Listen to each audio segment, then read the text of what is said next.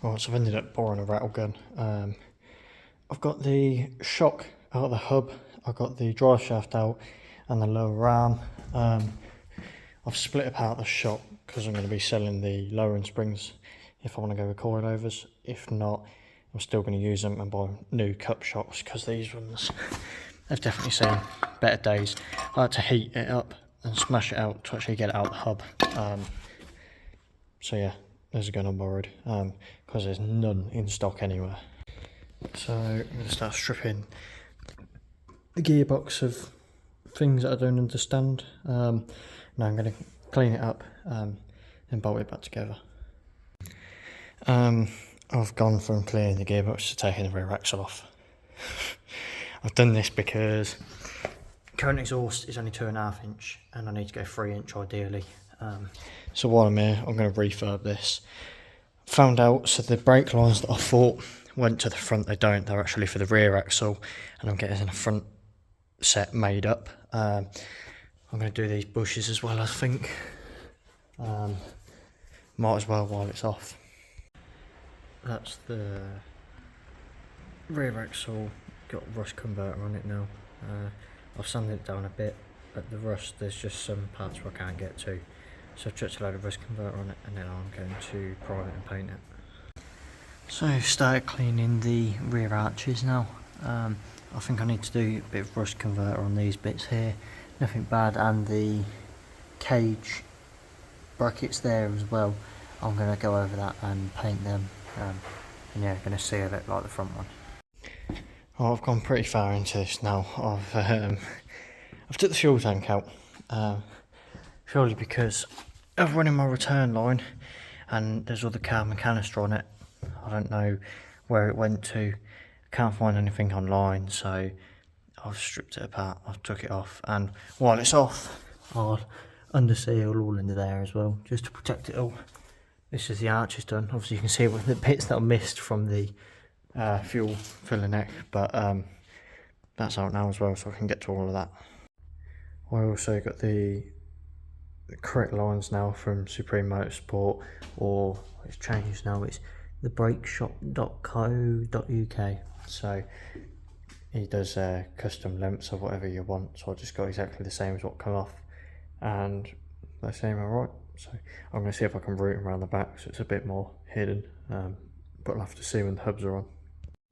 So the petrol tank's out and everything else is, and as you can see I've started grinding away at some of the rust spots just to clean them up. I'm going to leave it here for today and possibly get some new abrasion wheels, as these ones are slowly dying. Got to let the fuel tank evaporate, which I've left outside. I think that's going to take quite a while. So what I've got left to do is, so this is a load of the stuff that I need to do. So I've got to order track rods, drop links, because they are knackered. Obviously rebuild the engine when it's back. There's a snap bolt in the hub, I've got to drill that out. Order ball joints, I'm not going to do that because these ones are alright. Wrinkle red paint for the rocker cover, so let's just give away what colour it's going. So the sensors I'm pretty sure come with a Loom, I'm not sure though. And then that's just optional things like LSD, I've got to get coilovers, and then send the supercharger off for the T2 impeller upgrade.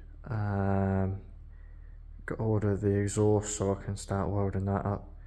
Fuel line, I've got the fuel line there, just got to cut that and get the fittings. The rear axle I've painted, that's got to get some new bushes, so I've got to order them as well. And I also picked up myself another front bumper because my white one's knackered. So thank you to the Clio man if he's watching. I must go into house heaven because nothing's sanctified. My pistons have arrived.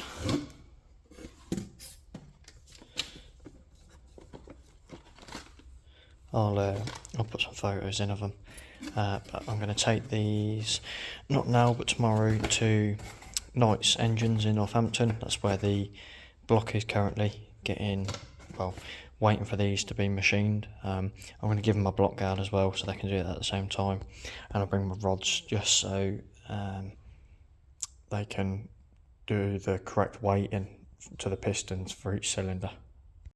Right, hello. Wires. Yes, I've ordered wires, lots of them. Here is the rest of them. ECU Masters, EMU Black. So I've ordered all these wires, obviously the wiring loom from Tom at Fulcrum.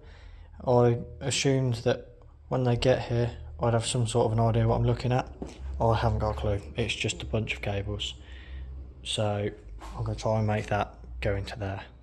I don't think it's happening.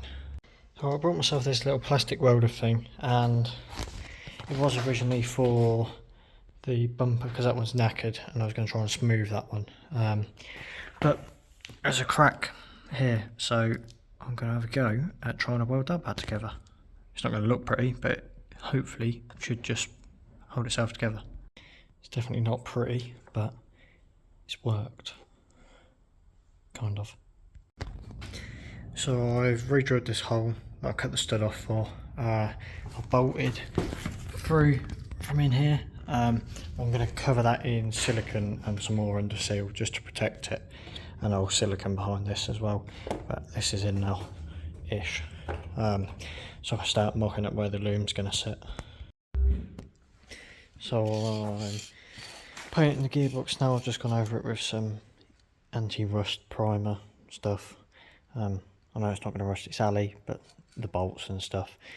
I would have stripped this all apart and got it blasted, but it's time and money that I don't have.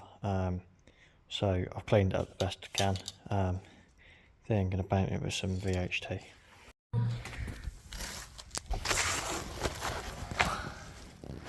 So this is a few of the rust patches.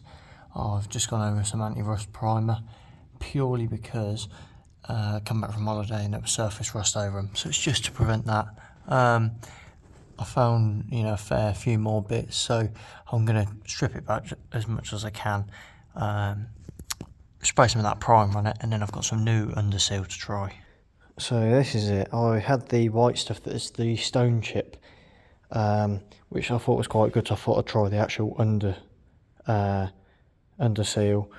Sprayed it on here to test it just to see how it is, because if it's tacky I'm not going to use it. I'll use the white stuff because that dries hard.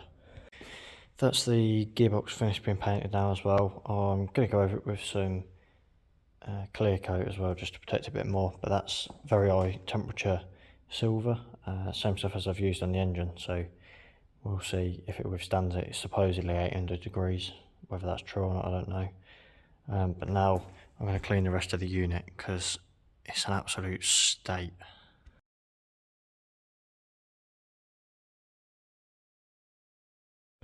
While I'm cleaning up, I forgot to show this. This is my manifold. So it's 2" to 2.5 to 3" there it is in there. That was proudly brought off of and supplied by Paul, one of the lads who's also case swapping his car. He's boosting it at the minute. I'll tag his Instagram in the bottom for helping me out because he sold it to me for a good price. So that's another thing ticked off the list. Now it is drive shafts that we need. That's pretty much the last piece to the puzzle because the loom is sat here. Now I didn't really film taking it out because I was hoping that, well, I'm not very good at wiring, so I was hoping that when I took it apart it would be easy to understand, and it might be when there's an engine in there, but to me it's just a load of wires still.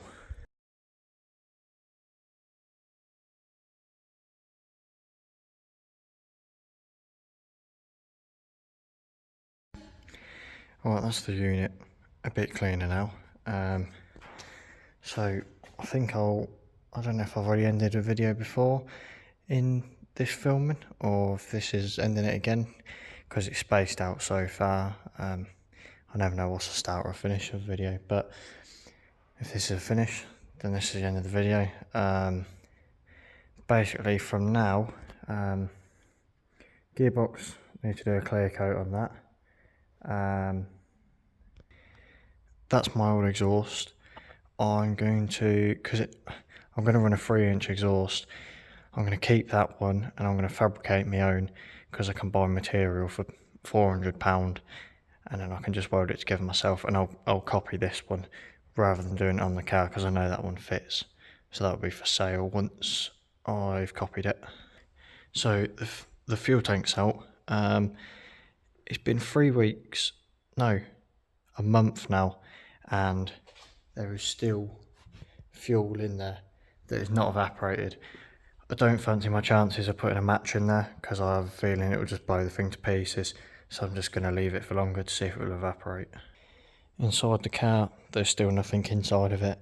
I've got to put the hatch for the fuel pump access hole.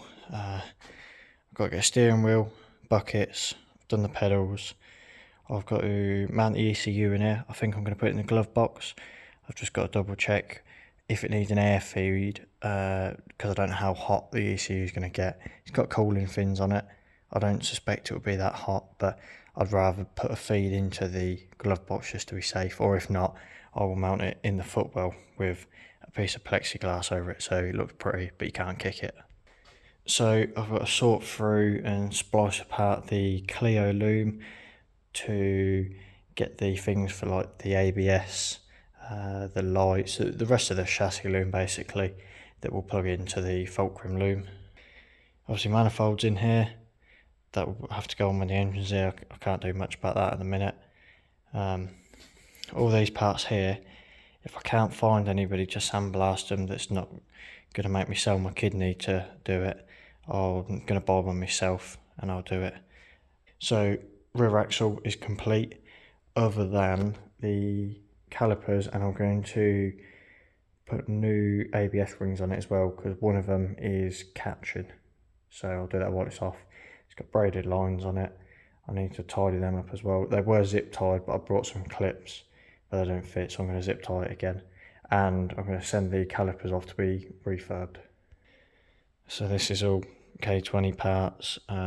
Again, I'll blast the timing chain cover and the oil pan. The rest of it should be alright. I've got the water pump housing, possibly do that, although somebody's selling one that's already done for 35 quid, so I might just get that. Bumper, at the moment that's not really a priority. It's not going to stop it running, so I'll put my old one on, and then I can, while the old one's on, I can begin to smooth the plate part and then get it painted. And the split is coming off, and I'm either going to get the SW Motorsport wooden one that's a proper splitter, or I'll get the original Renault Sport one. So under here are the K20 rods and pistons, the standard ones. I've kept them in their order for the weighting of them, so when I get my ones back I can weight it all correctly so it's as balanced as possible.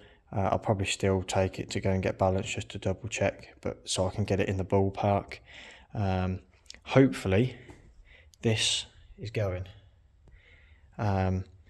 So I found a C3881 for sale that I'd rather have because more power. So for what I want to run, realistically 450, that is going to be at its limit, and I'll risk overspinning it, especially with the revs that I want out of it. So I'd rather get the bigger charger and run it at its lowest potential, because I think the 81 goes to 660 brake, and that's without sending it to Dave at Superchargers UK Repairs for the T2 upgrade. So I don't know what it would run with that, but so hopefully a lad's coming to collect that and I'm fitting it for him as well, so more money towards the build. In terms of the bay, that is pretty much done. I was going to do the heat tape across all of it, but it's just not wanting to stick, so I'm going to buy some proper heat shielding to shield off the brake lines, and I might even get the sleeves that go over it as well. Not I think it will be an issue, but I'd rather do it just in case. I've ordered new lower arms with new ball joints. I don't need new lower arms, but I do need new ball joints, so it was cheaper to buy them together off of somebody on Facebook than it was to buy brand new non-standard ball joints, so it made sense to me. The Loom, that's the only part I've worked out how to plug in. I've got to get a hole saw to drill the quick connect, and then I can kind of start piecing it out when the engine's back, but obviously for now I'm kind of stuck. Brake lines again, once the calipers are here, once I've been refurbed, I can route them. As well as that, I need coilovers. I've got the standard suspension still, but it's knackered realistically, so I'd rather put coilovers on it now.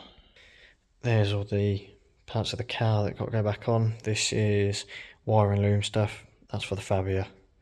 And then here is just all parts. So I've got things like the Honda steering wheel and airbags, and the steering column, as well as my Renault steering wheel, which are up for sale, but they have been for ages. Same with my lowering springs, so if you want to message me. Hubs down here, I've refurbed one of them, I've still got to do the other. Drive shafts now, I'm going to attempt to do my own, so I'll work out the sizes of them, weld them together, and I'll take them off to be made. I think it's £500 and they're good for about 800 horsepower. So that's the end of the video. If you want to buy my feet pictures off of me, message me, because I can use every penny I can at the minute. I will be doing a price video. I'll do it at the end of the build. I won't spoil it halfway through. But I have done a lot of unnecessary things, but we'll go over that in another video. Cheers for watching.